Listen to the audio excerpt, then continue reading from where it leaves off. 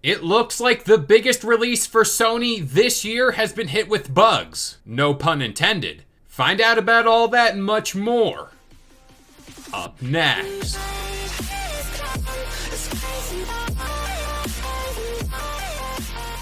What up, guys? This is Kalo, and I'm here to give you the lowdown on all things gaming. And if you're new here, feel free to subscribe to this channel for weekly video game news content. Drop a like on the video, and welcome to the Level Up. So before we get into today's news, I want to shout out the Twitch channel. The link to that is in the video description down below, because we're going to be doing our first Twitch stream. Of course, we're going to be doing Phasmophobia, Nightmare difficulty, and the time I'm looking at 11:30, 12 Eastern Standard Time. So we're going to be talking about the launch of Spider-Man 2 today. The game across the board has been scoring well amongst fans around the world, but it seems an issue has struck the UK market. This story is coming from Eurogamer, and according to a bunch of people posting in the game's official subreddit, there are reports of the game flat out stalling at 36% during the game's initial install. Now, you'd think it'd be as simple as uninstalling the game and retrying, but that doesn't seem to be doing the trick either. Even when users take the game back to swap it out for a brand new disc, they turn off the internet, they clean the disc, or even do a factory reset, the install still stops at some point.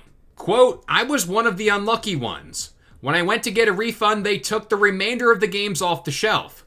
Doesn't look like the store was prepared to sell more units until they saw the issue was fixed." Another user even reported having problems with the Digital Deluxe edition of the game as well. Quote, "Having a problem with the Digital Deluxe version 2, and the intro mission. When you hit level 3, the whole game crashes, and my PS5 restarts and has to repair the hard drive every time." Now, Sony nor Insomniac have officially spoken on the matter, but there was a user that reached out to Sony directly to resolve the issue, and they did say Sony should have a patch for this by now, but others have said that Sony and Insomniac might have cited the issue, saying it stems from a faulty disc. And it turns out that wasn't the only problem for Spider-Man 2 at launch, because it turns out a whole slew of bugs and glitches hit the game as well. And here is an example of a glitch where Spidey transforms into this little cube thing. Albeit, this is a pretty funny glitch, but at the same time, you pay full price for a game, and this is just something you really don't want to see.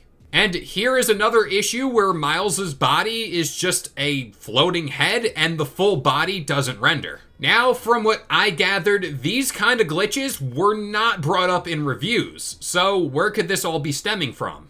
People are thinking this all could have originated from that day one patch that Insomniac themselves highly advised users to install to apply polish to the game. And we've seen this kind of stuff hit all games across the board, no matter the dev or console maker, whether that be in 2023 alone or within the last few years. Lately, it's been a trend, and albeit not a good one. We don't get complete games at launch, and this has been the case here with Spider-Man 2, especially with the inability to replay missions or that new game plus. But again, I want to stress the point, this is all something that could get fixed or is probably fixed by now, so just keep that in mind. Also, to kind of touch on this real quick, but there's a wild narrative out there making the rounds in regards to Spider-Man 2, and it's this idea that glitches and bugs are being forced in order to show that the game is bad.